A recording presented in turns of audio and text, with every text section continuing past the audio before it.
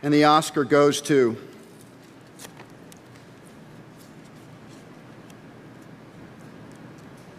Steven Spielberg.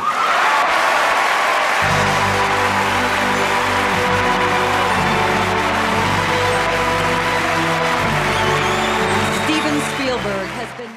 Fala pessoal, tudo bem? Eu sou o professor Luciano Kenji e você está no Cinegel. Você gosta de filmes de investigação, de júri, tribunal, acompanhar julgamentos? Então, o filme...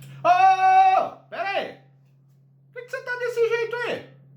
Você não vai explicar nada não? Por quê? Bom, porque hoje a gente começa uma série especial aqui do canal. Nós vamos começar a partir de hoje, ao longo das nossas próximas semanas, vamos manter filmes que vão estar indicados ao Oscar de melhor filme no ano de 2021.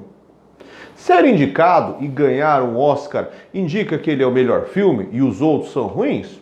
Não. Mas a real é que o Oscar é um momento como se fosse a Copa do Mundo do cinema. É onde a gente cria aquele esquema de competição, onde você atiça aquele desejo por ganhar aqueles filmes da qual você gostou, torce contra aqueles que você acha que é só modinha. Então vamos entrar na brincadeira. Até mesmo porque os filmes que nós temos indicados ao prêmio máximo, eles podem nos trazer discussões que são utilizadas na esfera geográfica. Ou seja, que vão conseguir aparecer aqui no canal para a gente abrir um debate. Você está achando que eu não vou conseguir falar de geografia com todos os outros indicados? Aí você vai ter que acompanhar semana a semana. Vamos começar agora aqui comigo.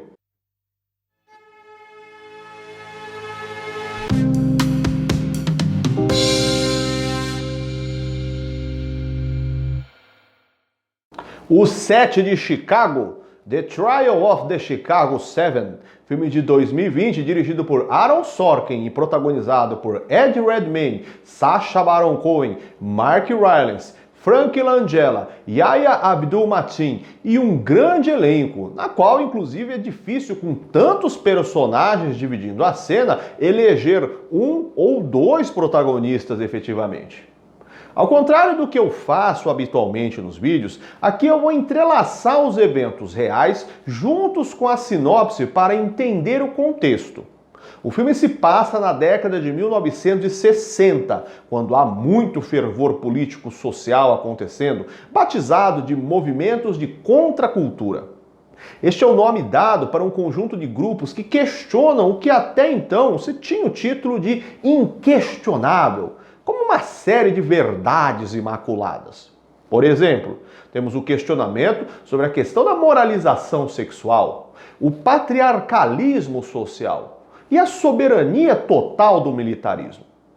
Somado a isso, temos os Estados Unidos em um contexto efervescente, com lutas sociais internas entrando em ebulição, após o assassinato do presidente John Kennedy e dos líderes de movimentos por igualdade racial, Malcolm X e Martin Luther King. E o grande ponto que rodeia o contexto do filme, a Guerra do Vietnã. Os Estados Unidos estão enviando cada vez mais contingente militar para o país asiático na busca por frear a expansão do socialismo. Mas com diversos questionamentos por parte da população do país, dos Estados Unidos, reunindo pessoas que questionam os gastos militares com uma guerra que não é de interesse direto para o seu país e grupos pacifistas contrários a qualquer tipo de conflito. Chegamos então ao início da trama, que mostra o rascunho inicial do julgamento de 8 homens acusados de crimes de conspiração, incitação à violência e à ordem pública. Eles foram presos por terem participado de um conflito entre a polícia e milhares de manifestantes na cidade de Chicago no ano de 1968.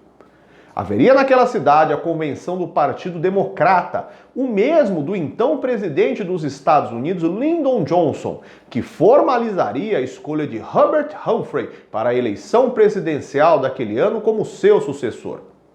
Movimentos sociais de esferas distintas organizaram várias marchas para Chicago no intuito de fazerem um manifesto junto à convenção, com o intuito de protestar pelo fim da Guerra do Vietnã, além de uma série de reformas para o país. Mas barreiras policiais impediram estes vários grupos de se direcionarem para o seu objetivo, resultando então em uma série de intervenções com bombas de gás, conflito físico e a prisão dos 8 homens que estão agora em julgamento. Tom e Rennie são líderes de um movimento estudantil. Abby e Tom são líderes do Partido Internacional da Juventude, um grupo hippie de ideias revolucionárias. Dellinger é líder do movimento pelo fim da Guerra do Vietnã. Lee e John são ativistas anti-guerra.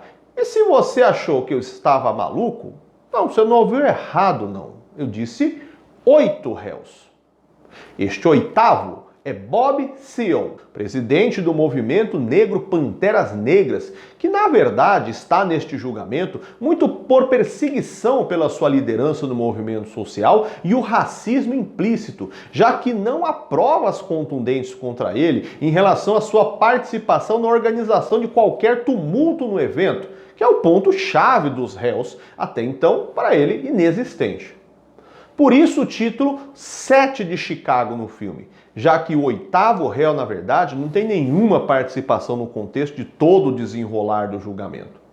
Inclusive, um tratamento de discriminação racial notório por parte do juiz Julius Hoffman, que mostra-se totalmente indiferente com sua situação no desenrolar do processo, pois o advogado de Bob não pôde marcar presença por estar enfermo. E o juiz Hoffman não lhe permitiu adiamento para esperar o advogado, também não permitindo que o próprio realizasse a sua própria defesa, colocando em todo momento como mero espectador do processo, sem direito a falar absolutamente nada e sendo incriminado por parte dele, o juiz. O filme seguirá um vai e vem de linha temporal, intercalando o julgamento com flashbacks de todo o processo que antecedeu o fatídico episódio da convenção do Partido Democrata em Chicago. A defesa do advogado William Kunstler argumenta que os réus são perseguidos por defenderem ideias que vão na contramão de bandeiras do governo dos Estados Unidos, sendo inclusive perseguidos desde o momento em que seu direito de manifesto foi privado pelas proibições da polícia. O governo dos Estados Unidos orientou o advogado de acusação para se valer dos valores de manutenção da ordem no país. Mas aí temos o juiz Hoffman, que surge como o grande antagonista do filme, numa grande interpretação de Frank Langella, que apesar de sua posição obrigatoriamente imparcial, mostra grande indiferença pelos apelos dos réus e o seu advogado. Agora que você já sabe todo o contexto do filme, o restante você vai ter que conferir por si mesmo, assistindo ao filme e descobrindo como o júri seguirá. Os motivadores dos personagens do filme são resumidos pelo chamado movimento da contracultura. Este termo é usado para batizar estes movimentos questionadores, com destaque para os anos 1960. Mas pode ser aplicado a vários personagens históricos que também questionavam os valores padronizados impostos socialmente em suas respectivas épocas. Mas acaba se associando termo ao período em que o filme retrata, porque não se trata de um ou outro personagem que está fazendo o questionamento destes padrões, mas sim um grupo numeroso de pessoas, em geral composto por jovens.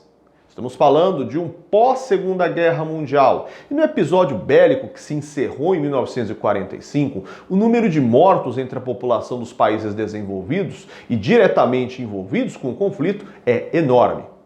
Há uma campanha entre os governos destes países flagelados pela guerra para que os casais façam o sonho da reconstrução de seus países uma realidade, originando o chamado Baby Boom. Este é o nome dado para o fenômeno de uma elevada taxa de natalidade após a Segunda Guerra Mundial, que se por um lado era propagandeada como uma alternativa psicológica de conforto para as famílias, de simbolizar o reinício após um período tão duro, tão difícil, por outro lado, os estados tinham interesse por saberem que o crescimento econômico se daria com o aumento dos setores produtivos, que consequentemente precisariam de mão de obra para se consolidar. Então, na década de 60, a geração dos baby boomers está na adolescência, entrando para a fase adulta. E como ela é numerosa e crescendo em um ambiente politicamente conturbado, no caso a Guerra Fria, acaba gerando muitos adeptos da ideia da contracultura. É lógico que por estarmos falando de uma ideia que possui milhões de adeptos no mundo, as definições a seguir não se caracterizam para todos eles individualmente, mas basicamente trata-se de um movimento que está buscando uma identidade alternativa em meio à polarização política do período. São críticos do capitalismo e afrontam uma grande contradição nele ao hastear a bandeira da liberdade, do individualismo, mas que cria as pessoas em escolas para inseri-las no mercado de trabalho, não havendo verdadeira liberdade de escolha.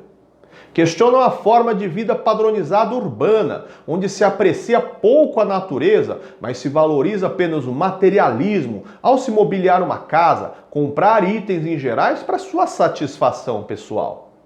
Também são críticos dos governos dos países socialistas, que, de acordo com eles, utilizam-se de autoritarismo para impor regramentos à população, baseando-se no discurso do bem-estar coletivo como justificativa para ganhar poder absoluto sobre as tomadas de decisões. Ou seja, o movimento contracultural surge em paralelo à bipolarização da Guerra Fria.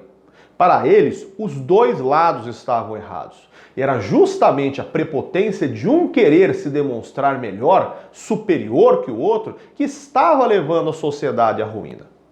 Nisso entra o movimento contra a Guerra do Vietnã que o filme aborda. No questionamento do qual o ganho de se preocupar com causas de direcionamento político, enquanto pessoas morrem privadas de seus direitos de viver. No sentido de que irem para uma guerra, obedecer ordens, mesmo sem você acreditar nelas, tudo só mais uma vez servia para privar as pessoas de escolherem o que queriam de verdade para as suas vidas. Entre os movimentos contraculturais mais famosos, temos os beatniks, chamados também de geração beat, os hippies e até alguns músicos, dando destaque para o Festival de Woodstock, realizado em 1969, com apresentações de vários artistas com críticas diversas à Guerra do Vietnã e toda a conjuntura social padrão, com destaque para shows da banda The Who, Janis Joplin e Jimi Hendrix. Sendo que este tocou com sua guitarra o hino dos Estados Unidos com acordes puxados, simulando o som da queda de bombas lançadas contra o solo. A contracultura nos anos 1960 foi a origem de diversos movimentos que se espalharam mundo afora, com ideais identitários diversos, como o movimento negro, LGBTQI, o feminismo e o chamado episódio de maio de 1968, tendo duas frases que meio que imortalizaram ao longo da história: o paz e amor e sexo, drogas e rock and roll. O Set de Chicago foi nomeado no total a 6 Oscars, com destaque, além de melhor filme, para melhor ator coadjuvante, para Sacha Baron Cohen. E aí, você já assistiu a este filme? Você conhecia o movimento da contracultura? Deixe seus comentários aqui embaixo. Gostou do vídeo? Dá um clique no joinha, se inscreva no canal. E tá curioso pelos próximos filmes? Ah, vai ter mais ainda. Sabe qual será o próximo da outra semana? Se você está vendo aqui ao vivo, no período do lançamento, aí você vai ter que aguardar o próximo final de semana, então. Pessoal, vejo vocês então no nosso próximo vídeo. Até mais, tchau, tchau!